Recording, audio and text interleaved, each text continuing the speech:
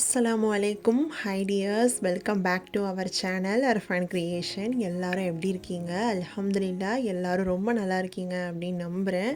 நம்ம இன்றைக்கி கொஞ்சம் டிஃப்ரெண்ட்டான ஒரு vlog தான் வந்து பார்க்க போகிறோம். அம்மா பார்த்திங்கன்னா ஊருக்கு வந்து போயிருக்காங்க. அம்மா ஈவினிங் போல் தான் வருவாங்க. அது வரைக்கும் வந்து இன்றைக்கி அர்ஃபானையும் அஹியானையும் நான் தான் வந்து தனியாக மேனேஜ் பண்ண போகிறேன். அந்த டே அன்றைக்கி எடுத்த ஒரு vlog தான் இது. கொஞ்சம் உங்களுக்குமே டிஃப்ரெண்ட்டாக தான் இருக்கும். கண்டிப்பாக உங்களுக்கு பிடிக்கும்னு நினைக்கிறேன். மார்னிங் பார்த்திங்கன்னா பிரேக்ஃபாஸ்ட் வந்து செய்யலாம் அப்படின்னு சொல்லிட்டு தோசை ஊற்றலாம் அப்படின்னு இருந்தேன். அர்ஃபானுக்கு வந்து கம்பல்சரி, நான் கூட ஸ்கிப் பண்ணுவேன் பிரேக்ஃபாஸ்ட்டை, ஆனால் அர்ஃபானுக்கு வந்து கரெக்டாக அந்த டைமுக்கு வந்து கொடுத்துருவேன்.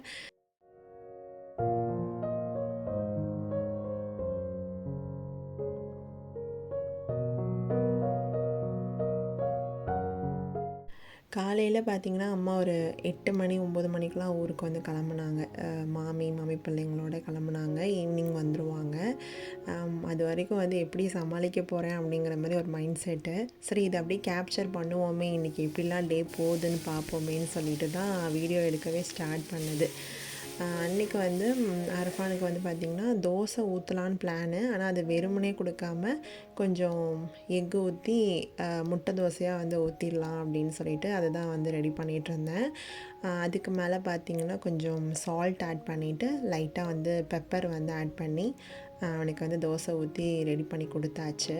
காலையில் அர்ஃபானுக்கு இதுதான் பிரேக்ஃபாஸ்ட்டு.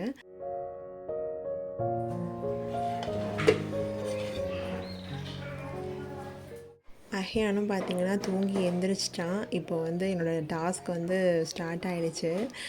இப்போ வந்து அர்ஃபானுக்கு வந்து பார்த்திங்கன்னா தோசை வந்து அவன் பிச்செலாம் சாப்பிட மாட்டான். நம்ம வந்து பிச்சு வந்து கொடுக்கணும். அந்த மாதிரி பிச்சு போட்டுட்டோம் அப்படின்னா அவனே வந்து எடுத்து சாப்பிட்ருவான். இப்போலாம் வந்து அவனே சாப்பிட்ணும் அப்படிங்கிறத அவனுமே விரும்புகிறான். கொஞ்சம் ஒரு 3 வயசுலாம் ஆயிடுச்சு இல்லையா, அந்த டைமுக்கு பசங்க வந்து அந்த ஸ்டேஜுக்கு வந்து என்னென்ன பண்ணணுமோ கரெக்டாக அதை பண்ணுவாங்க. அந்த மாதிரி அர்ஃபானே இப்போலாம் சாப்பிட ஸ்டார்ட் பண்ணிட்டான். இந்த பக்கம் வந்து பார்த்திங்கன்னா அஹியான் குட்டிக்கு வந்து சாப்பாடு வந்து செய்ய போகிறேன்.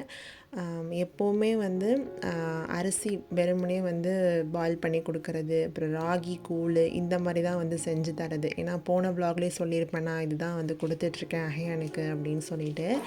இப்போ கொஞ்சம் கேரட்லாம் வந்து ஆட் பண்ணி கொஞ்சம் காய்கறிலாம் வந்து சேர்க்கலாம் அப்படின்னு சொல்லிட்டு இன்றைக்கி வந்து ரைஸ் வேக வைக்கும் போதே இந்த கேரட்டை வந்து நல்லா வாஷ் பண்ணி தோல்லாம் சீவிட்டு நல்லா கட் பண்ணி அது கூடயே வந்து வேக வச்சு கொடுக்க போகிறேன்.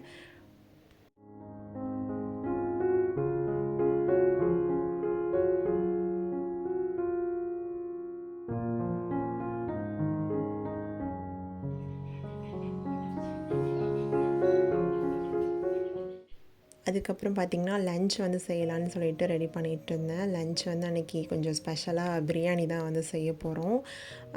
நானும் அர்ஃபான் தானே, கொஞ்சமாக வந்து பிரியாணி மாதிரி சிக்கன் பிரியாணி செஞ்சு சாப்பிட்லாம் அப்படின்னு சொல்லிட்டு பிளான் பண்ணியிருந்தேன். அர்ஃபான் வந்து பார்த்திங்கன்னா மோஸ்ட் ஆஃப் த டைம் வந்து என் கூடயே தான் இருப்பான். எல்லா விலாக்லேயுமே நீங்கள் பார்ப்பீங்க இல்லையா, என் கூடயே தான் கிச்சனில் இருப்பான். இப்போயுமே வந்து நான் வந்து ஆனியன் கட் பண்ணிகிட்டு இருக்கும் போதும் என் கூடயே தான் இருந்தான். நான் டக்குன்னு வந்து பிரியாணிக்கு என்னென்னலாம் பண்ணணுமோ அதெல்லாம் ரெடி பண்ணிகிட்டு இருந்தேன். ஃபஸ்ட்டு வந்து பார்த்திங்கன்னா ரைஸை வந்து வாஷ் பண்ணிவிட்டு முதல்ல ஒரு 30 நிமிஷம் ரைஸை ஊற வச்சிட்டோம் அப்படின்னா பிரியாணி செய்கிறதுக்கு கொஞ்சம் ஈஸியாக இருக்கும். அதனால் அதை ஃபஸ்ட்டு செஞ்சிட்ருந்தேன்.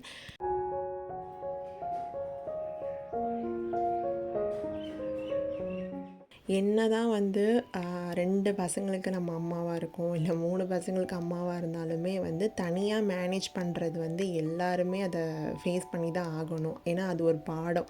எல்லா நேரத்துலையும் எல்லாருடைய உதவியுமே வந்து நம்மள்கிட்ட இருக்காது இல்லையா. அம்மா ஊருக்கு போனது ஒரு வகையில் எனக்கு கொஞ்சம் கஷ்டமாக இருந்தாலும், நான் தனியாக பிள்ளைங்களை மேனேஜ் பண்ணுறேன், அதை எப்படி ஃபேஸ் பண்ணுறேன் அப்படிங்கிறது வந்து எனக்கு ஒரு பாடமாக வந்து அன்றைக்கி இருந்துச்சு.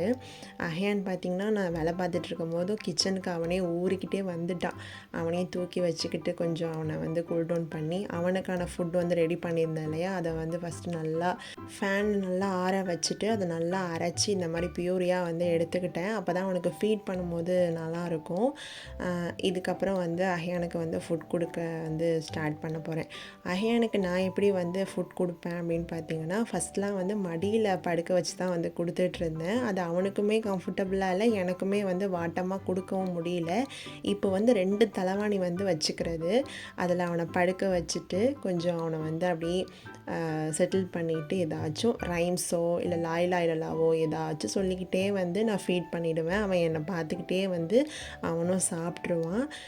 இப்படி தான் வந்து கொஞ்சம் பழக்கப்படுத்திக்கிட்டு இருக்கேன். ஏன்னா ஃபஸ்ட் எடுத்ததுமே வந்து பிள்ளைங்க சாப்பிட்றது கூட வந்து கொஞ்சம் இது பண்ணுவாங்க.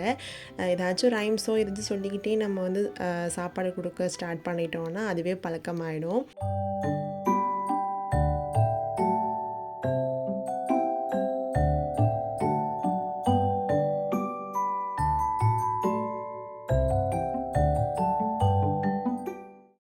அந்த பக்கம் வந்து பசங்களை விளையாட வச்சுட்டு இந்த பக்கம் வந்து கிச்சன் வந்துட்டேன். லஞ்சுக்கு வந்து சமையல் வேலை இருக்குது இல்லையா, அதை வந்து செஞ்சிடலாம் அப்படின்ட்டு. பிரியாணி செய்ய போகிறேன்னு சொன்னேன். என்ன பிரியாணின்னு சொல்லலை இல்லையா, ஹைதராபாத் பிரியாணி தான் வந்து செய்ய போகிறேன். சரி ஓகே, ஆனியனை வந்து ஃபஸ்ட் நம்ம வதக்கி நல்லா கோல்டன் ப்ரௌன் கலருக்கு வதக்கி வச்சிட்டோம் அப்படின்னா அந்த வேலையை வந்து ஈஸியாக போயிடும். ஒரு பேனில் ஆயில் ஊற்றிட்டு அதை ஃபஸ்ட்டு நான் வந்து பண்ணி வச்சுட்டேன். இந்த பக்கம் வந்து சிக்கன் வந்து ஃப்ரை பண்ணிடலான்னு சொல்லிட்டு கொஞ்சம் சிக்கனில் வந்து பார்த்திங்கன்னா மஞ்சத்தூள், மிளகாய்த்தூள், மிளகுத்தூள், சீரகத்தூள், அதுக்கப்புறம் பார்த்திங்கன்னா உப்பு சேர்த்துருக்கேன். அதுக்கப்புறம் கார்ன்ஃப்ளவர் கொஞ்சம் கிறிஸ்பினஸ்க்காக வந்து கார்ன்ஃப்ளவர் மாவும் வந்து ஆட் பண்ணிக்கிறது. அதுக்கப்புறம் பார்த்திங்கன்னா இஞ்சி பூண்டு பேஸ்ட் வந்து நான் ஆட் பண்ணியிருக்கேன். நான் வந்து எந்த அளவும் சொல்லலை, ஏன்னா நான் கொஞ்சமாக தான் சிக்கன் வந்து எடுத்திருக்கேன். அதனால் வந்து எனக்கு தேவையான அளவுக்கு நான் பண்ணுறனால நான் எந்த அளவும் சொல்லாமல் என்னென்ன சேர்த்துருக்கனோ அதை வந்து சொல்கிறேன். கொஞ்சம் கர்ட் வந்து ஆட் பண்ணிவிட்டு அதுக்கப்புறம் பாதி லெமன் ஜூஸ் வந்து ஆட் பண்ணி நல்லா ஒன்ஸ் வந்து மிக்ஸ் பண்ணி வச்சுக்க போகிறேன். அவ்வளோதான். இந்த சிக்கன் ஃப்ரை வந்து கொஞ்சம் வித்தியாசமாக பண்ண போகிறேன், அது அப்புறம் சொல்கிறேன்.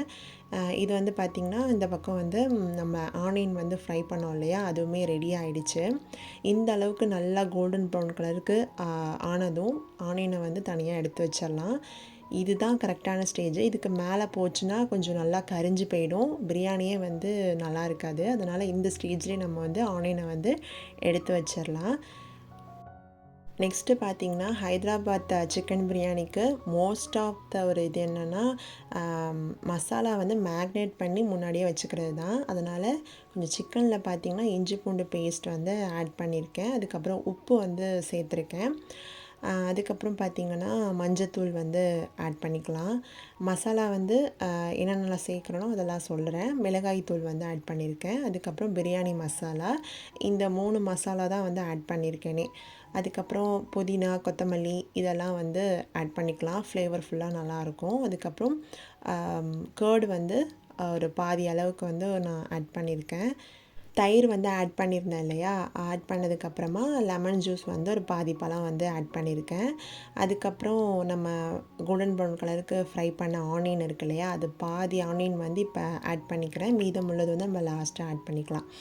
அதுக்கப்புறம் ஒரு பட்டை, ஏலக்காய், 2 கிராம்பு இதெல்லாம் வந்து ஆட் பண்ணியிருக்கேன். நெக்ஸ்ட்டு பார்த்திங்கன்னா ஒன்ஸ் வந்து நல்லா மிக்ஸ் பண்ணிகிட்ருந்தேன். மிக்ஸ் பண்ணும்போது தான் ஞாபகம் வந்துச்சு ஆயிலும் வந்து சேர்க்கணும் அப்படின்னு சொல்லிட்டு லைட்டாக மிக்ஸ் பண்ணிவிட்டு நம்ம ஆனியன் வந்து ஃப்ரை பண்ணோம் இல்லையா, அந்த ஆயிலே வந்து நான் லாஸ்ட்டாக ஆட் பண்ணி ஒன்ஸ் வந்து எல்லாத்தையும் போட்டு நல்லா மிக்ஸ் பண்ணி வச்சாச்சு. ஹைதராபாத் பிரியாணி பொறுத்தளவுக்கு நாளே வந்து மேக்னேட் பண்ணி வச்சுருவாங்க. ஆனால் நான் அந்தளவுக்கு வந்து எனக்கு டைம் இல்லை. டக்கு டக்குன்னு லன்ச் வந்து செய்கிற மாதிரி பிளான் ஆகிடுச்சு. அதனால் வந்து ஒரு 30 நிமிஷம் மட்டும் நான் மேக்னேட் பண்ணி வச்சுட்டேன்.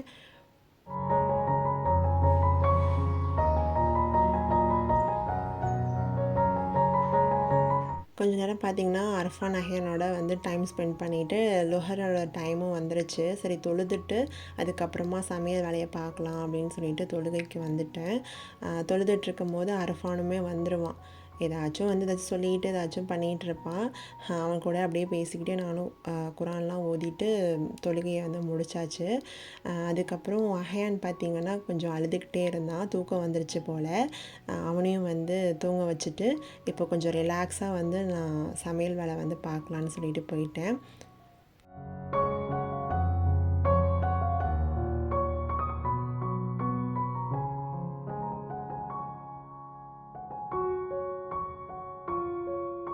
ஒரு சைடு பார்த்திங்கன்னா பிரியாணிக்கு வந்து கிரேவி அந்த ரெடி பண்ணணும் இல்லையா, அதை வந்து அடுப்பில் எடுத்து வச்சாச்சு. இந்த பக்கம் வந்து சிக்கன் வந்து ஃப்ரை பண்ணிடலான்னு சொல்லிட்டு இன்னொரு பேனில் வந்து ஆயில் ஊற்றி அதை வந்து சூடு பண்ண வச்சாச்சு.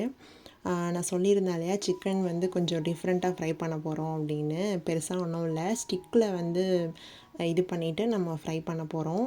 சிக்கன் டிக்கா மாதிரி. இதில் கேப்சிகம் அதுக்கப்புறம் ஆனியன்லாம் வந்து சேர்த்து பண்ணுவாங்க. அதெல்லாம் வந்து இல்லாமல் சும்மா நார்மலாக வந்து சிக்கன் வந்து இந்த மாதிரி ஃப்ரை பண்ணலான்னு சொல்லிட்டு பண்ணிகிட்ருந்தேன். கொஞ்சம் ரொம்ப சூடாக இருந்துச்சு போல், ஹெவியாக வந்து புகை வந்துச்சு. அதுக்கப்புறம் வந்து கொஞ்சம் லோ ஃப்ளேமில் வச்சு ஃப்ரை பண்ண ஸ்டார்ட் பண்ணேன். இந்த பக்கம் வந்து நம்ம ஹைதராபாத் பிரியாணிக்கு வந்து பார்த்திங்கன்னா கிரேவி வந்து ஓரளவுக்கு குக் ஆகிடுச்சு. இன்னும் கொஞ்சம் நேரம் குக் ஆகணும், நான் மூடி போட்டு வச்சுட்டேன். இந்த பக்கம் வந்து பார்த்திங்கன்னா சிக்கன் டிக்கா ஃப்ரை வந்து சூப்பராக வந்து ரெடி ஆகிடுச்சு. ஒரு பக்கம் நல்லாவே வந்து ஃப்ரை பண்ணிட்டேன். இன்னொரு சைடு பார்த்திங்கன்னா கிரேவியும் இந்த பக்கம் வந்து நல்லா எண்ணெய் பிரிஞ்சு வந்து ரெடி ஆகிடுச்சு.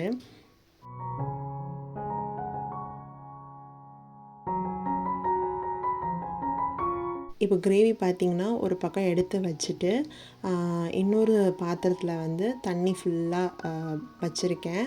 ரைஸை வந்து எப்போவுமே நான் வந்து வேக வச்சு தான் பிரியாணி வந்து தம் போடுவேன்.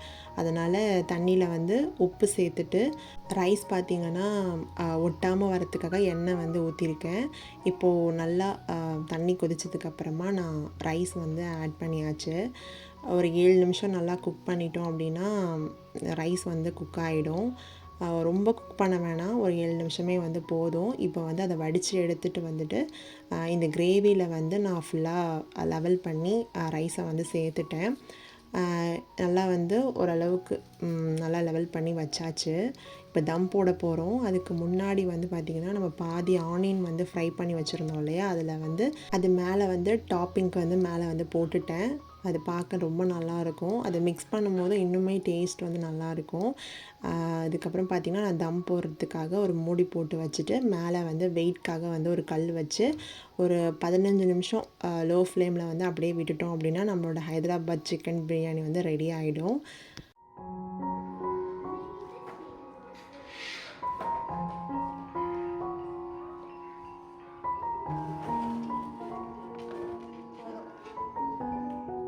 ஃபைனலி அன்றைக்கி லன்ச் வந்து பார்த்திங்கன்னா அல்ஹம்துலில்லாஹ் ஹைதராபாத் சிக்கன் பிரியாணி சூப்பராக வந்து தம் ஆகி ரெடி ஆகிடுச்சு. உங்களுக்கு இதில் பார்க்கும் போதே தெரியும் எந்த அளவுக்கு சூப்பராக இருக்குதுன்னு சொல்லிட்டு. அது கூட அந்த சிக்கன் டிக்கா ஃப்ரை வந்து ரெடி பண்ணியிருந்தோம் இல்லையா, அதுவுமே ரொம்ப நல்லா இருந்துச்சு. அன்றைக்கி லன்ச் வந்து எங்களுக்கு சூப்பராகவே இருந்துச்சு. நானும் அரஃபானும் அப்படிங்கிறனால நான் கொஞ்சமாக தான் அன்றைக்கி செஞ்சுருந்தேன். அல்ஹம்துலில்லாஹ் நல்லாவே இருந்துச்சு.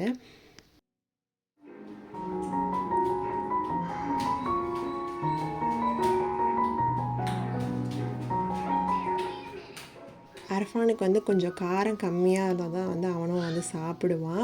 கார்ட்டூன் பார்த்துக்கிட்டே பார்த்திங்கன்னா அவனும் ரொம்ப விரும்பி சாப்பிட்டான். 2 பேருமே வந்து நல்லா என்ஜாய் பண்ணி அன்றைக்கி லன்ச்சை வந்து சாப்பிட்டோம்.